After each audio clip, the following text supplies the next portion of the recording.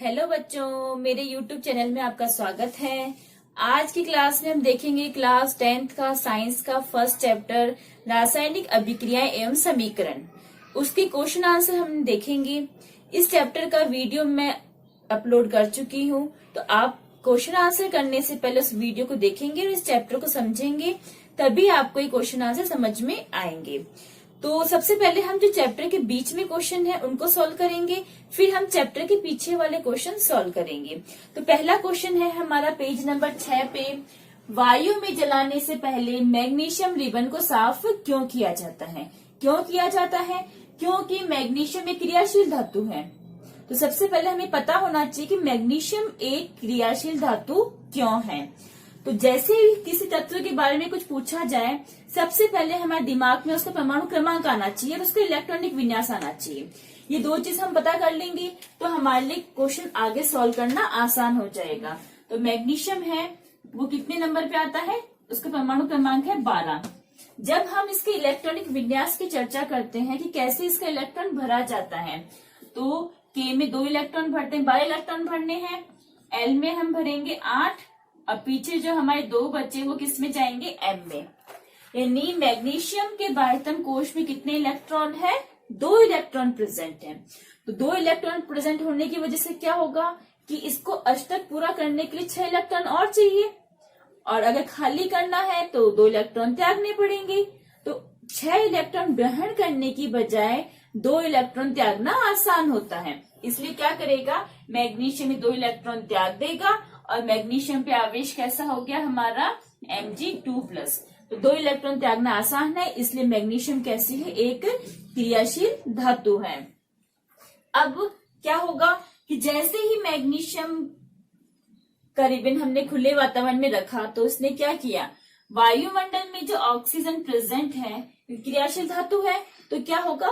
वायुमंडल के ऑक्सीजन से भी ऊपर की जो सतह है उसकी जो ऊपर की सतह है, बाहरी सतह, वो इससे क्रिया कर लेगी और क्या बनाएगी? मैग्नीशियम ऑक्साइड MgO की परत बनाती है, और वो परत इसके ऊपर रहती है, तो इसका दहन आसानी से नहीं होगा। तो दहन करने से पहले हम इसकी परत को साफ करेंगे। तो जैसे ही मैग्नीशियम वायुमंडल के ऑक्सीजन से क्रिया करेगा तो क्या बनाएगा? Magnesium oxide. तो हम जब भी कोई समीकरण लिखेंगे तो नीचे इनके रासायनिक सूत्र का हिंदी में नाम भी लिखेंगे कि इसका नाम क्या है। अब देखो, मैंने यहाँ मैग्नीशियम ऑक्साइड का रासायनिक सूत्र नहीं लिखा है। क्यों नहीं लिखा है? क्योंकि कैसे इसका फॉर्मूला MgO आया वो मैं आपको यहाँ पे बताऊंगी, ठीक है।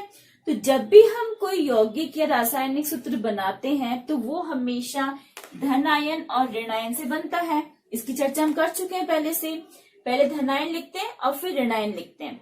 तो इसमें धनायन कौन हो गया? हमारा मैग्नीशियम हो गया, और ऋणायन यानी ऑक्साइड यानी ऑक्सीजन। क्योंकि हमें मालूम है कि जो एकल परमाणुवीय ऋणायन होते हैं उनके पीछे हम आइड लगाते हैं, धनायन के पीछे कुछ नहीं लगाते हैं। वो नाम तो एज इट इज लिखते हैं, ऐसा कैसा लिखते हैं, लेकिन अगर एक ही परमाणु से मिलके बना हुआ है ऋणायन तो इसके नाम के पीछे हम क्या लगाएंगे? आइड लगाएंगे, आइड प्रत्यय लगाएंगे। तो ऑक्सीजन कितने नंबर पे है? ऑक्सीजन का परमाणु क्रमांक हम देखें तो ये है हमारे 8 नंबर पे। जब इसके हम इलेक्ट्रॉन भरेंगे तो कैसे भरेंगे? 2 और 6। अब बाह्यतम कोश में 6 इलेक्ट्रॉन है, इसे और 2 ग्रहण करने हैं अष्टक पूरा करने के लिए। तो क्या करेंगे? इस पे आवेश कैसा हो जाएगा? -2, क्योंकि हमें मालूम है जब इलेक्ट्रॉन ग्रहण करते हैं तो ऋणायन बनता है, ठीक है। तो अब हम क्या करेंगे? जब भी कोई लिखेंगे रासायनिक सूत्र तो अपन उनका सिंबल जो है वो उनके आवेश के साथ लिखेंगे। यानी मैग्नीशियम है उस पे आवेश कितना है? 2+, और ऑक्साइड यानी ऑक्सीजन उस पे आवेश कैसा है? 2-, ठीक है। अब हमें मालूम है कि आवेश होते हैं वो क्रॉस होते हैं, तो ये 2 इधर जाएगा, ये 2 इधर जाएगा, लेकिन यहाँ पे सेम आवेश है। सेम आवेश होने से क्या होता है? ये कैंसिल हो जाते हैं। कैंसिल हो जाने से इनके ऊपर कुछ नहीं बचा और 1 हम लिखते नहीं है, तो इसका रासायनिक सूत्र क्या बन गया? MgO, magnesium oxide. तो इस प्रकार हम रासायनिक सूत्र किसी का भी याद नहीं करेंगे। हमें क्या याद होना चाहिए? परमाणु क्रमांक याद होना चाहिए और इनका इलेक्ट्रॉनिक विन्यास याद होना चाहिए, जिसका वीडियो मैं ऑलरेडी अपलोड कर चुकी हूँ, आप उसको देख लेना और ये सीख लोगे तो आपके लिए रासायनिक सूत्र लिखना बहुत ही आसान हो जाएगा। अब हम इसका नेक्स्ट क्वेश्चन करते हैं। पेज नंबर 6 पे ही हमारा सेकंड क्वेश्चन है कि निम्न रासायनिक अभिक्रियाएं हमको संतुलित करनी है। तो इसके अंतर्गत पहला सवाल है, हाइड्रोजन प्लस क्लोरीन से हाइड्रोजन क्लोराइड बन रहा है। तो ये समीकरण भी लिखनी है हमको और इसको संतुलित भी करना है, क्योंकि यहाँ पे शब्द समीकरण लिखा हुआ है, रासायनिक समीकरण नहीं लिखी हुई है। तो पहले हम क्या लिखेंगे इसको, हाइड्रोजन और क्लोरीन। अगर हम हाइड्रोजन और क्लोरीन का सिंबल लिखते हैं तो क्या लिखेंगे, इसका H लिखेंगे और इसका Cl लिखेंगे। पहले सिंबल ही लिखेंगे अपन। लेकिन आपको मैंने बताया था कि जो भी गैस होती है वो कभी एक परमाणुवीय रूप से नहीं रहती, वो अणु के रूप में रहती है। तो क्या होगा कि दो हाइड्रोजन परमाणु आपस में मिलकर अणु बनाएंगे, तो गैस जो भी होगी उसको आप अणु के रूप में लिखोगे।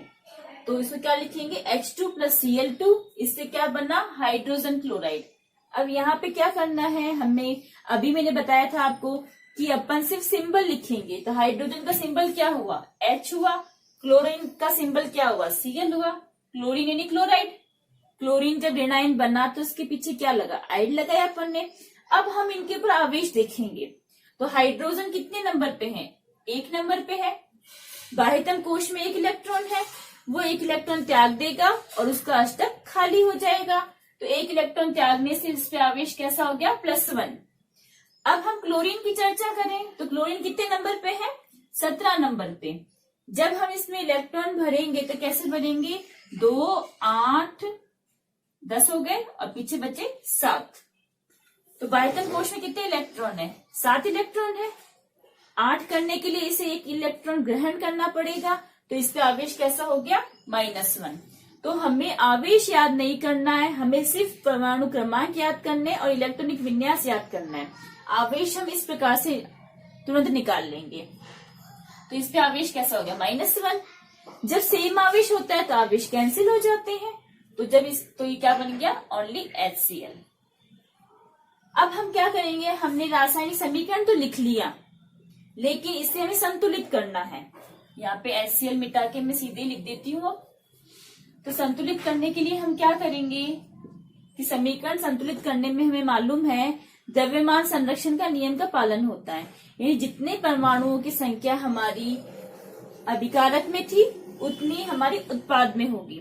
तो अभिकारक में हमने क्या क्या लिया है, एक तो हाइड्रोजन लिया है और एक क्लोरीन लिया है। ठीक है, हाइड्रोजन यहाँ पे 2 है और उधर 1 है। क्लोरीन यहाँ पे कितने हैं, 2 है और उधर कितना है, 1 है। यानी उत्पाद के अंदर परमाणुओं की संख्या कम है, तो जिधर कम है उधर हमें बढ़ानी है। कम हम नहीं करेंगे, हम बढ़ा जरूर सकते हैं। तो इधर 2 करनी पड़ेगी दोनों को। तो जब भी हम इनकी संख्या बढ़ाएंगे तो हम उस यौगिक के सूत्र के आगे लिखते हैं। यानी इसको हम कोष्टक में बंद कर देंगे, इसके पीछे कुछ नहीं लिखना है, जो भी लिखेंगे इसके आगे लिखेंगे। तो जैसे मैंने इसके आगे 2 लिखा, 2 लिखते क्या हो गया, हाइड्रोजन भी 2 हो गए और क्लोरीन भी 2 हो गए। क्योंकि आगे हम जो भी संख्या लिखेंगे वो पूरे अणुसूत्र में जो भी परमाणु है उनके लिए काउंट होगी। तो यहाँ पर हमारे हाइड्रोजन भी 2 हो गए और क्लोरीन भी 2 हो गए। तो अब हमारी रासायनिक अभिक्रिया संतुलित हो गई है। सेकंड क्वेश्चन है इसी में, केमिकल इक्वेशन बैलेंस करने में हमारा सेकंड क्वेश्चन आता है। बेरियम सल्फेट की अभिक्रिया हमने एल्यूमिनियम सल्फेट से कराई, तो बेरियम सल्फेट और एल्यूमिनियम क्लोराइड प्राप्त होता है। तो इस सवाल को कैसे कैसे पूछ सकता है। सबसे पहले तो हमें इसका रासायनिक सूत्र लिखना है, क्योंकि शब्द समीकरण है। दूसरा हमें क्या करना है, इसको संतुलित भी करना है, परमाणु की संख्या कितनी है। तीसरा हम क्या करेंगे कि हम सिर्फ क्रिया कारक लेंगे और उत्पाद अपने आप बनाएंगे। उत्पाद हम नहीं देखेंगे कि हमें क्या प्राप्त हो रहा है, ये बनाना भी हम सीखेंगे। उससे क्या होगा कि कोई भी एक चीज, अगर मान लो बेरियम सल्फेट को उसने हटा दिया कि यहाँ पे A है, इसका नाम बताओ, ये एल्यूमिनियम क्लोराइड हटा दिया, तो हम ये सवाल भी इस टाइप की भी सॉल्व कर सकते हैं। तो बेरियम के ऊपर आवेश होता है 2+। क्लोराइड की अभी हमने चर्चा करी थी, इस पे आवेश कितना होता है, Cl-1। नेक्स्ट आता है हमारा एल्यूमिनियम सल्फेट। एल्यूमिनियम का सिंबल है Al। एल्यूमिनियम कितने नंबर पे है? 13 नंबर पे। इस पे आवेश हमें नहीं पता, हम निकालेंगे। एल्यूमिनियम है हमारा 13 नंबर पे। अब हम इसमें इलेक्ट्रॉन भरेंगे, तो कैसे भरेंगे? 2, 8 और 3। बाह्यतम कोश में 3 इलेक्ट्रॉन है, 3 इलेक्ट्रॉन इजीली त्याग देगा, तो इस पे आवेश कैसा हो गया? 3+। तो एल्यूमिनियम पे आवेश कैसा हो गया हमारा? 3+। इसके साथ में कौन है? सल्फेट। सल्फेट का सिंबल क्या है? SO4 2-। सल्फेट कैसा है? एक बहुपरमाणुवीय ऋणायन है। तो बहुपरमाणुवीय ऋणायन की चर्चा हम पहले कर चुके हैं, तो इसका सिंबल हो गया SO4 2-।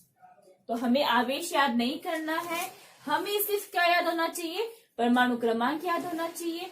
अब क्या करेंगे? इनके आवेश को हम क्रॉस करके नीचे लिख देंगे इस तरीके से अणुसूत्र लिखने के लिए। तो क्लोरीन पे तो 1 आवेश है, 1 हम लिखते ही नहीं है, और ये 2 क्लोरीन के नीचे जाएगा, तो सिंबल क्या बन गया हमारा? रासायनिक सूत्र क्या हो गया? BaCl2। एल्यूमिनियम सल्फेट 2 यहाँ आ जाएगा और 3 यहाँ आ जाएगा, तो क्या बन गया फॉर्मूला हमारा? Al2SO4 whole thrice.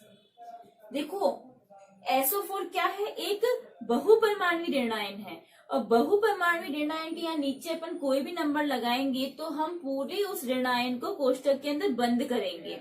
इसलिए हमने SO4 को कोष्ठक में बंद किया है, और फिर यहाँ नीचे क्या लगाया? 3 लगाया है।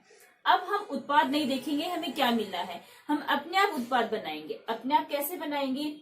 कि कोई भी यौगिक बनता है वो प्लस और माइनस में दोनों आवेश होते हैं, तो इसमें भी प्लस माइनस है, इसमें भी प्लस माइनस है। तो जब रासायनिक अभिक्रिया होगी तो कुछ न कुछ चेंज होएगा, और चेंज होगा तो क्या चेंज होगा? इसका प्लस उसके माइनस से जुड़ जाएगा, और इसका माइनस इसके प्लस से जुड़ जाएगा। तो अब हम क्या करते हैं? जो बेरियम है वो प्लस वाला है, तो इसके माइनस यानी सल्फेट के साथ लिखो। तो यहाँ पे हम क्या करेंगे? एक बार नीचे लिख रही हूँ, फाइनल आंसर हम ऊपर लिखेंगे। हम इनको आवेश के साथ में लिखेंगे। तो बेरियम के ऊपर आवेश कितना था? 2+। सल्फेट पे कितना था? SO4 2-। तो यहाँ पे हमने क्या देखा?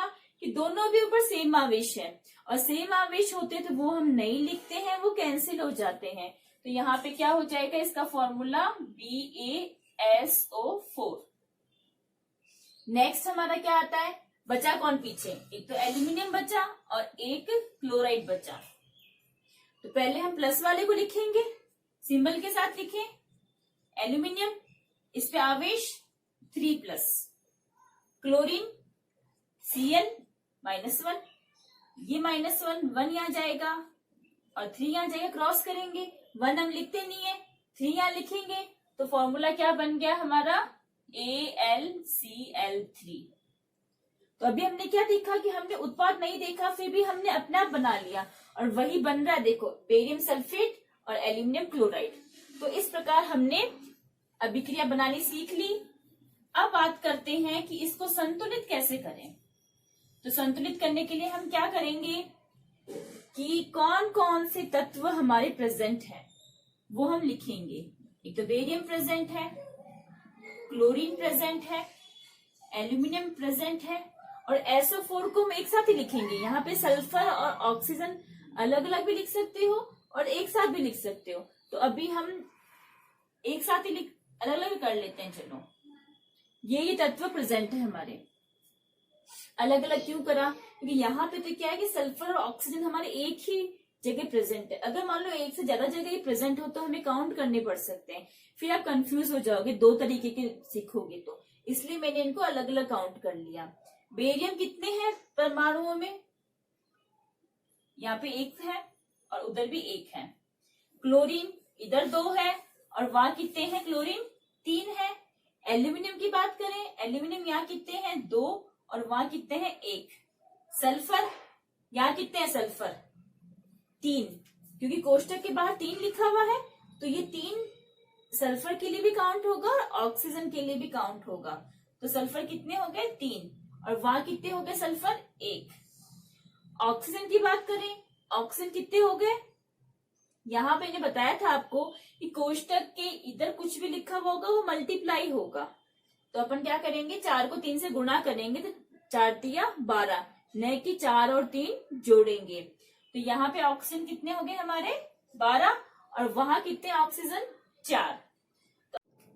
यहाँ पे हमने परमाणुओं की संख्या लिख ली कि अभिकारक में कितनी थी और उत्पाद में कितनी थी। अब हम इसको संतुलित करेंगे। तो संतुलित करने के लिए सबसे पहले हमें क्या करना है, इनको कोष्टक में बंद कर देना है, क्योंकि हम जो भी लिखेंगे कोष्टक के बाहर लिखेंगे। तो इन यौगिकों को हम सबसे पहले कोष्टक में बंद कर देते हैं। अब क्या करना है कि यहाँ पे 2 से ज्यादा हमारे तत्व प्रेजेंट हैं और उनकी संख्या ही बहुत ज्यादा है, ऑक्सीजन तो 12 नंबर तक पहुंच रहा है। तो ऐसी कंडीशन में हम क्या करेंगे, जिसका नंबर सबसे ज्यादा होता है उसको पहले बैलेंस करते हैं। तो यहाँ पे ऑक्सीजन सबसे ज्यादा है, 12 है ये। अब ऑक्सीजन अभिकारक में 12 है और उत्पाद में कितनी है 4, तो अपन यहाँ बढ़ाएंगे। तो इसको 12 करने के लिए हमें क्या करना पड़ेगा, इसको 3 से गुणा करना पड़ेगा। तो 3 से गुणा करेंगे तो हम क्या करेंगे, इसके आगे हम क्या लगा देंगे, 3 लगा देंगे। तो जैसे ही हमने इसके आगे 3 लगाया तो क्या चेंज हुआ कि ऑक्सीजन हम 12 हो गए हमारे पास में, बेरियम भी हमारे 3 हो गए और सल्फर भी कितने हो गए 3। तो जो भी चेंज आया वो हमने नोट कर लिया। अब हम स्टेप बाय स्टेप शुरू करते जाएंगे। बेरियम यहाँ पे कितने हैं, 1। सबसे पहले हमें जिसकी संख्या सबसे ज्यादा है उसको बैलेंस करना है, वो हम कर चुके हैं। बेरियम इधर 3 है, इधर 1 है, इधर हम बढ़ाएंगे। इधर मैंने क्या लगा दिया 3। बेरियम कितने हो गए 3, दोनों तरफ बराबर हो गए। जैसे ही मैंने यहाँ पे 3 लगाया तो क्लोरीन कितने हो गए, 3 को 2 से गुणा करेंगे, क्योंकि आगे जो भी लगाते हैं उससे हम गुणा करते हैं। तो क्लोरीन कितने हो गए 6। अब क्या करना है, उधर क्लोरीन 3 है, उधर भी 6 करने हैं। तो उधर 6 करने के लिए मैं क्या करूंगी, इसको 2 से गुणा करूंगी, यानी आगे में क्या लगाऊंगी 2। तो जैसे मैंने आगे 2 लगाया तो ये भी कितने हो गए 6। लेकिन मैंने 2 लगाया आगे तो एल्यूमिनियम चेंज हो गए, एल्यूमिनियम कितने हो गए 2, और 2 ही हमें करने थे, ऑटोमेटिक चेंज हो गए। तो अभी हम देख रहे हैं कि हमारे सारे तत्वों की संख्या दोनों तरफ बराबर है, जितनी संख्या परमाणुओं में थी उतनी हमारी प्रोडक्ट में और रिएक्टेंट में सेम है। तो ये हमारी अभिक्रिया संतुलित हो गई। और इस सवाल में क्या क्वेश्चन बन सकता है कि यह किस प्रकार की अभिक्रिया है। तो अपन क्या देख रहे हैं कि इसमें एक्सचेंज हो रहा है, इसका माइनस वाला इसके प्लस वाले के पास जा रहा है और इसका प्लस वाला इसके माइनस वाले के पास जा रहा है। तो इस अभिक्रिया को हम क्या बोलते हैं, द्विविस्थापन। तो अगर इस अभिक्रिया का नाम पूछता है तो आप क्या कहोगे, द्विविस्थापन अभिक्रिया है। तो इस प्रकार से इतनी तरीके से सवाल इस रिएक्शन में हमसे पूछे जा सकते हैं। नेक्स्ट क्वेश्चन आता है, थर्ड क्वेश्चन है, सोडियम की अभिक्रिया जल से करवाई तो क्या प्राप्त होता है, सोडियम हाइड्रोक्साइड और हाइड्रोजन। तो यहाँ पे भी हम ओनली क्रियाकारक देखेंगे और उत्पाद अपने आप बनाएंगे बिना देखे। तो सबसे पहले हम क्या करते हैं, इनका सिंबल लिखना सीखते हैं। तो सिंबल, सोडियम का सिंबल क्या है Na, जल का सूत्र क्या है H2O। अब अभी Na हमें मालूम है, सोडियम एक धातु है और धातु हमारी एकल परमाणु रूप से अस्तित्व में रहती है। तो सोडियम को ओनली अपन Na ही लगाएंगे, इसके नीचे 2 या 3 कुछ भी नहीं लगेगा। अब क्या करना है, रासायनिक अभिक्रिया करवानी है। अभिक्रिया होगी तो कुछ न कुछ चेंज होगा, और धातु का नेचर क्या होता है, वो इलेक्ट्रॉन त्यागती है। इलेक्ट्रॉन त्यागेगी तो उसके ऊपर धन आवेश आएगा। तो सोडियम पे आवेश कितना होगा वो हमें याद करने की जरूरत नहीं है।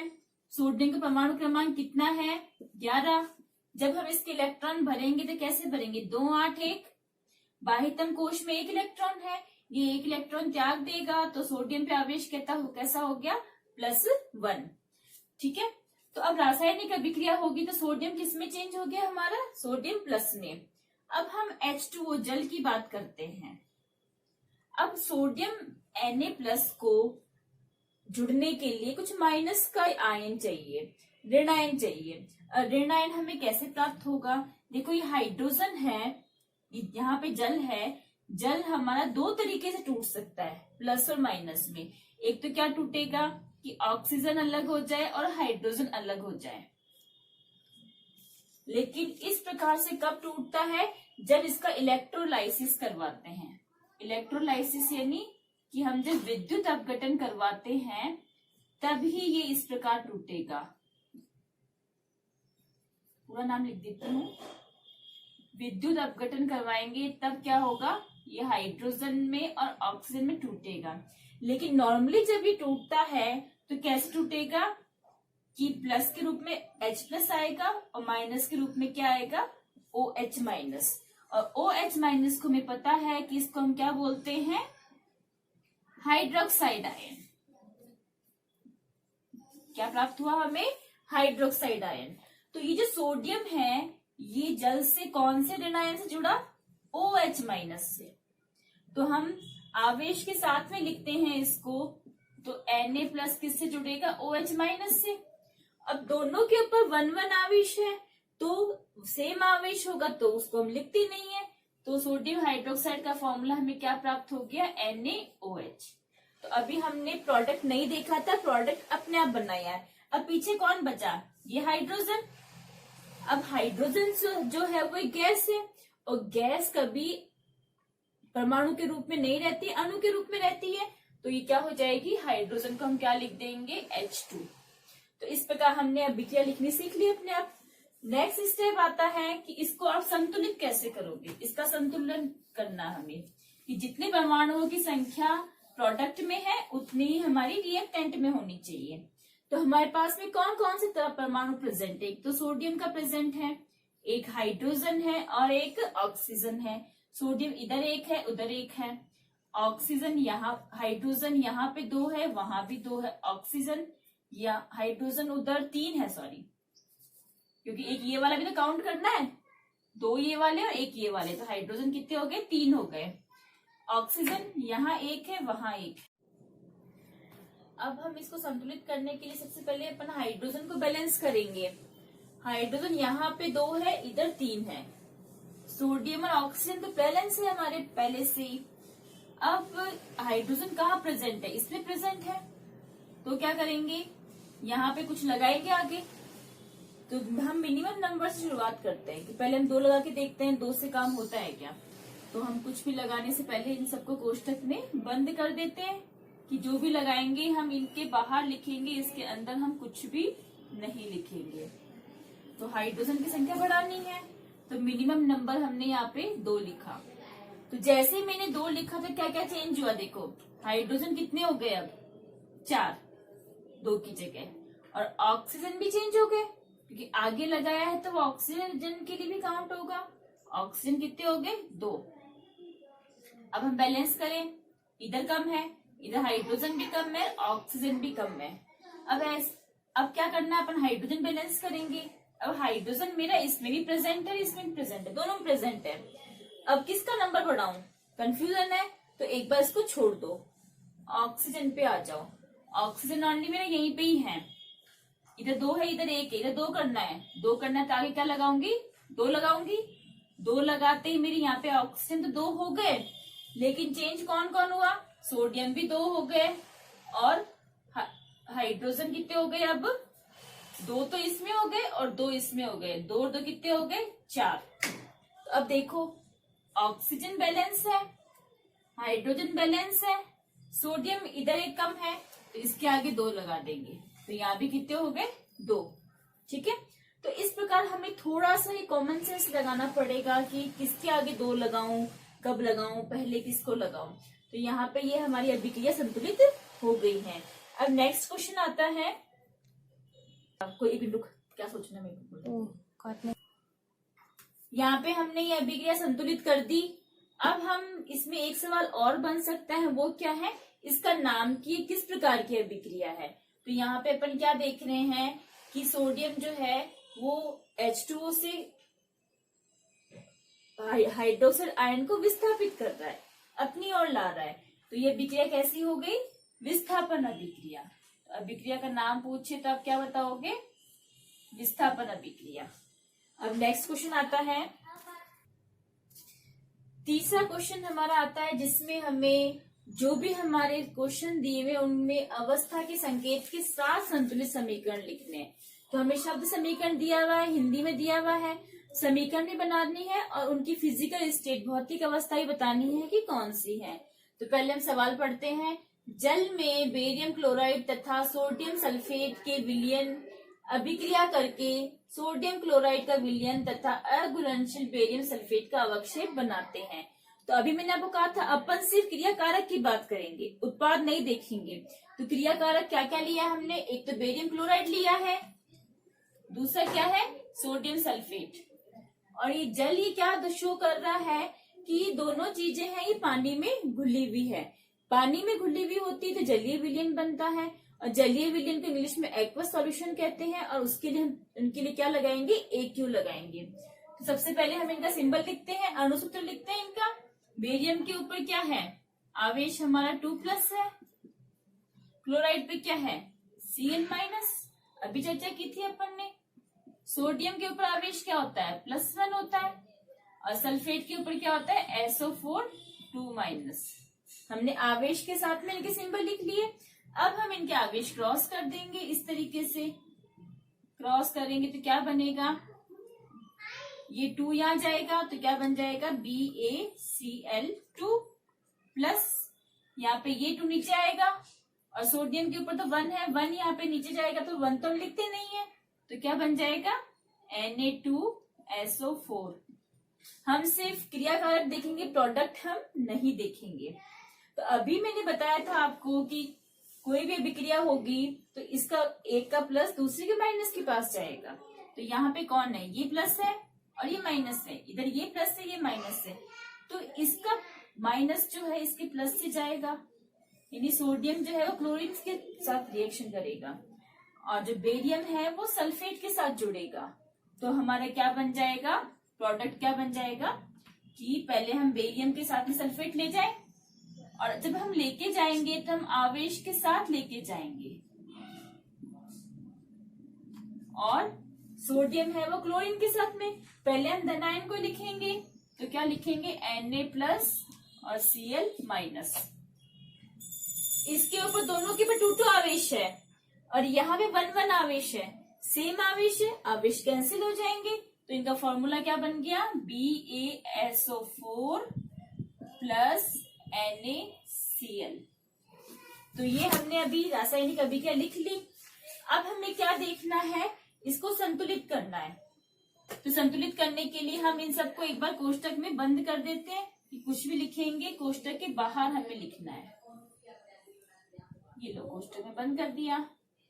अब इसमें कौन कौन से हमारे परमाणु प्रेजेंट है, एक तो बेरियम प्रेजेंट है, क्लोरीन प्रेजेंट है, सोडियम है और सल्फेट है। बेरियम यहाँ पे 1 है, उधर भी 1 है, क्लोरीन यहाँ पे 2 है, उधर 1 है, सोडियम यहाँ पे 2 है, उधर 1 है, सल्फेट इधर 1 है और उधर भी 1 है। तो अपन क्या देख रहे हैं कि बेरियम और सल्फेट तो बैलेंस है, सोडियम और क्लोरीन गड़बड़ है। और गड़बड़ किस तरफ है, प्रोडक्ट की तरफ, यानी भी प्रोडक्ट में भी बढ़ाना है। तो दोनों की संख्या 1-1 बढ़ानी है अपने को। तो अपन क्या करेंगे, इसके आगे हम यहाँ पे 2 लगा देंगे। तो हमारे अब क्या हो गया, ये भी 2 हो गए और ये भी 2 हो गए, हमारी अभिक्रिया संतुलित हो गई। लेकिन अगला सवाल, संतुलित तो हमने कर ली लेकिन इसके संकेत भी लिखने हैं। तो संकेत क्या लिखेंगे कि पहले अपन ने जल में घुलावा था तो इनके नीचे क्या लिखेंगे अपन, AQ, जलीय विलयन है। फिर सवाल क्या कह रहा है, सोडियम क्लोराइड का विलयन तथा अघुलनशील बेरियम सल्फेट का अवक्षेप प्राप्त हो रहा है, यानी सोडियम क्लोराइड जो है वो तो घुलनशील अवस्था में है, तो इसके आगे तो विलयन बन रहा है, तो विलयन के लिए अपन AQ लगाएंगे। लेकिन बेरियम सल्फेट के अवक्षेप बन रहे हैं। अवक्षेप क्या होते हैं कि कोई भी जो पार्टिकल नीचे पैंती में बैठ जाते हैं सॉलिड अवस्था में, उससे हम क्या बोलते हैं, अवक्षेप बोलते हैं। कोई सॉलिड होगा तो वो ही बैठेगा नीचे, लिक्विड होगा वो तो मिक्स हो जाएगा। तो यहाँ पे बेरियम सल्फेट कैसा है, सॉलिड है, तो इसके लिए हमने S लगाया। अवक्षेप को इंग्लिश में हम क्या बोलते हैं, प्रेसिपिटेशन। जो भी नीचे बैठ जाता है उसे प्रेसिपिटेशन बोलते हैं और शॉर्ट में इसके लिए हम PPT वर्ड यूज करते हैं। कि बेरियम सल्फेट के पीपीटी बनते हैं। जैसे गंदा पानी होता है, कई देर तक हम उसको बिना हिलाए छोड़ते हैं, तो हम देखते हैं जो मिट्टी होती है पानी के अंदर जो पहले मिक्स हुई हुई थी वो पेंदे में बैठ जाती है। ऐसे ही हमारा बेरियम सल्फेट है वो नीचे पेंदे में बैठ जाता है। तो ये हमारी रासायनिक अभिक्रिया हो गई। अब इस अभिक्रिया का हमें नाम बताना हो तो नाम हम क्या बताएंगे, द्विविस्थापन हो रहा है कि इसका प्लस उसके माइनस से, इसका माइनस इसके प्लस से। तो विस्थापन अभिक्रिया का नाम क्या हो गया, द्विविस्थापन। तो इस प्रकार से इसमें से सवाल हमारे बन सकते हैं। दूसरा सवाल है इसी में, सोडियम हाइड्रोक्साइड का विलयन हाइड्रोक्लोरिक अम्ल के विलयन से अभिक्रिया करके सोडियम क्लोराइड का विलयन तथा जल बनाते हैं। तो सबसे पहले हम क्या करेंगे, ओनली क्रियाकारक देखेंगे कि हमने शुरुआत में क्या लिया है। शुरुआत में क्या लिया है, सोडियम हाइड्रोक्साइड। इसका फॉर्मूला अभी हमने देखा था, डिस्कस किया था, NaOH। इसका विलयन है, विलयन यानी एक्वस सॉल्यूशन, तो हम नीचे क्या लिखेंगे, AQ। हाइड्रोक्लोरिक अम्ल का विलयन, हाइड्रोक्लोरिक अम्ल किससे बनता है, H हाइड्रोजन से और क्लोरीन से, यानी HCl। HCl से बना हाइड्रोक्लोरिक अम्ल, इसका विलयन है, तो नीचे अपन क्या लिख देंगे, AQ लिखेंगे। तो यहाँ पे मान लो मैं दोनों के ऊपर 1-1 आवेश है और यहाँ पे भी 1-1 आवेश है। अब अभिक्रिया करवानी है, हम उत्पाद नहीं देखेंगे, उत्पाद अपने आप बनाएंगे। कैसे बनाएंगे कि इसका जो प्लस है इसके माइनस के साथ अभिक्रिया करेगा। तो Na है वो Cl के पास जाएगा, सिंबल के साथ जाएगा, आवेश भी साथ लिखेंगे। दोनों के ऊपर 1-1 है तो 1-1 हम लिखते नहीं है। तो Na और Cl से क्या बन गया हमारा, NaCl। अब पीछे क्या बचा, OH और H। H और OH मिलकर क्या बनाते हैं, H2O। क्या बन जाएगा हमारा, H2O जल। अब देखो सोडियम क्लोराइड का विलयन, विलयन यानी ये भी क्या है हमारा, एक्वस है, तो इसके नीचे भी हम एक्यू लिख देंगे। और जल तो हमारा लिक्विड होता ही है, तो इसके नीचे हम क्या लिख देंगे, लिक्विड। तो ये हमारी रासायनिक अभिक्रिया हो गई। अब हम इस रासायनिक अभिक्रिया का प्रकार लिखते हैं। तो प्रकार कैसा हो गया इसका, द्विविस्थापन की अभिक्रिया किस प्रकार की हो गई हमारी, द्विविस्थापन, कि दोनों का एक्सचेंज हो रहा है। और संतुलित करने की बात करें तो संतुलित में देखो सोडियम यहाँ पे 1 है, उधर भी 1 है, ऑक्सीजन यहाँ पे 1 है, वहां पे भी 1 है, हाइड्रोजन यहाँ पर 1 और 1 2, और वहां भी कितने हैं, 2, और क्लोरीन यहाँ भी 1 है, यहाँ भी 1 है। तो ये अभिक्रिया हमारी संतुलित है, तो इसको हम संतुलित नहीं करेंगे। नेक्स्ट क्वेश्चन आता है, तीसरा सवाल है, निम्न अभिक्रियाओं में उपचयित तथा अपचयित पदार्थों की पहचान करो। उपचयित मतलब क्या होता है, ऑक्सीकरण। तो जहां पे भी हमें अपचयन और उपचयन की बात आती है वहां पे बस आप क्या करो, उनके ऊपर आवेश पता कर लो कि किस पे क्या आवेश हो रहा है। तो सबसे पहले ये अभिक्रिया संतुलित करी हुई है, बुक में दिया हुआ संतुलित करा हुआ, लेकिन अपन इसको अपने आप संतुलित करेंगे और प्रोडक्ट को देखे बिना सिर्फ रिएक्टेंट से हम प्रोडक्ट बनाएंगे। तो अगर पहले सवाल की बात करते हैं तो इसमें सोडियम धातु है, अकेली है, तो धातु होती है तो सिंगल अकेली स्वतंत्र अवस्था में रह सकती है परमाणु के रूप में। और जब कोई परमाणु के रूप में अकेला प्रेजेंट होता है तो उसके ऊपर आवेश कितना होता है, 0। तो इस पे आवेश कितना हो गया, 0। यहाँ पे ऑक्सीजन, यहाँ पे भी ऑक्सीजन पे आवेश 0 है, क्योंकि सेम जुड़े हुए हैं। आवेश तभी आता है जब अपन डिफरेंट परमाणुओं के साथ जुड़ते हैं। अणु जो होता है भिन्न भिन्न परमाणुओं से मिलकर बनता है तो आवेश आएगा, लेकिन अगर एक ही परमाणु से मिलकर अणु बन रहा है तो उस पर आवेश नहीं आएगा। तो यहाँ पे ऑक्सीजन एक ही परमाणु से मिलकर बना है। इधर बात करें अपन, सोडियम है, सोडियम पे आवेश कितना हो गया, 1, और ऑक्सीजन पे -2। तो और इस सवाल में हम देखें कॉपर के ऊपर आवेश कितना है, हमें पता नहीं है कॉपर पे आवेश कितना होता है, तो हम निकाल सकते हैं कि जब ऑक्सीजन पे 2- है तो कॉपर पे भी क्या होगा, इधर 2+ होगा, क्योंकि नीचे कुछ भी नहीं लिखा हुआ है, मतलब सेम आवेश होंगे।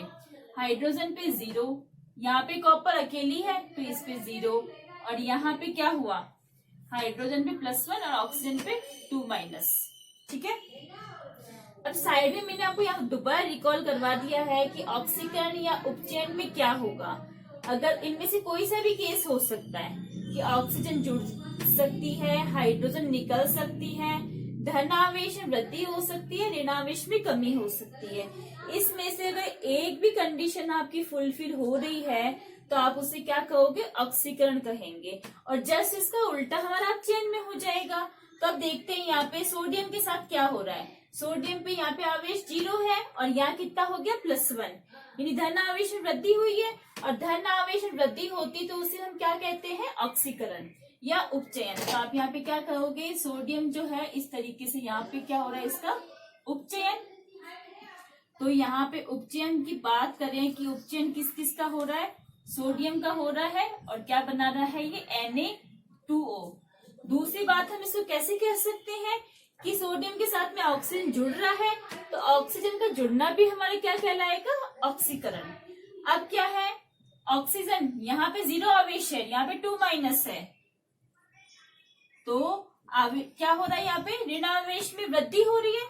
ऋणावेश में कमी होती तो ऑक्सीकरण होता है और ऋणावेश में वृद्धि होगी तो क्या होगा, उपचयन होगा। तो यहाँ पे ऑक्सीजन में क्या हो रहा है, अपचयन हो रहा है। सेकंड क्वेश्चन में हम देखें, यहाँ पे कॉपर पे आवेश कितना है, 2+ और यहाँ कितना है, 0, या ना यहाँ पे क्या हो रहा है, धन आवेश में कमी हो रही है। धन आवेश में वृद्धि होती तो ऑक्सीकरण होता है, इसका उल्टा क्या होगा, धन आवेश में कमी हो रही है तो क्या होगा, इसका अपचयन होगा। तो दूसरे सवाल में पहले का आंसर ये है और दूसरे में किसका हमारा अपचयन हो रहा है, CuO का, और किस में हो रहा है, Cu में। और ये तो हमारा अपचयन हो गया। अब अपन हाइड्रोजन देखें, यहाँ पे आवेश कितना, हाइड्रोजन पे 0 और यहाँ पे कितना हो गया, प्लस, यानी धन आवेश में वृद्धि हो गई। तो हाइड्रोजन जो है उसका क्या हो गया, यहाँ पे उपचयन हो गया।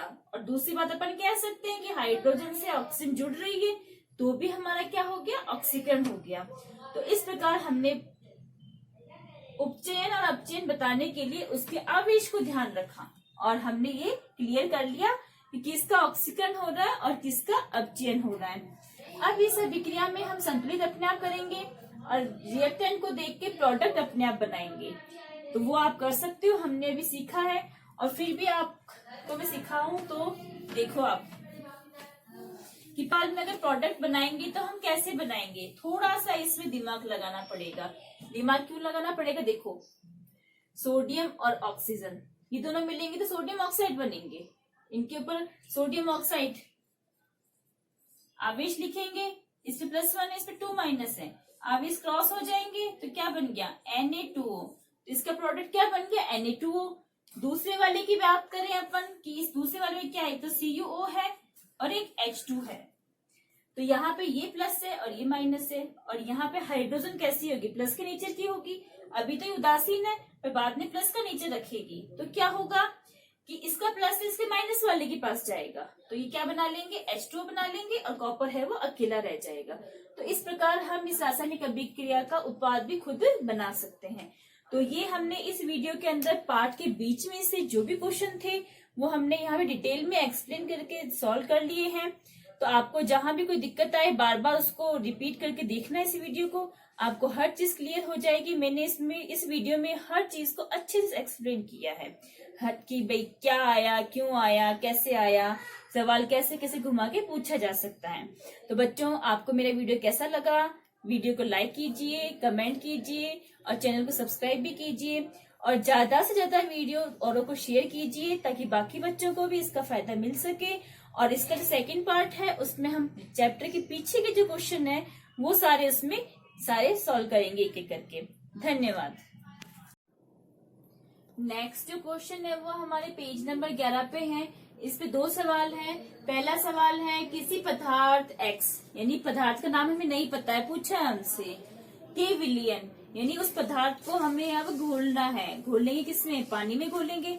विलयन अगर किसने बनाया गया ये नहीं दिया हुआ है तो कॉमन सेंस होना चाहिए कि विलयन किसने बनेगा, हमारा पानी में बनेगा।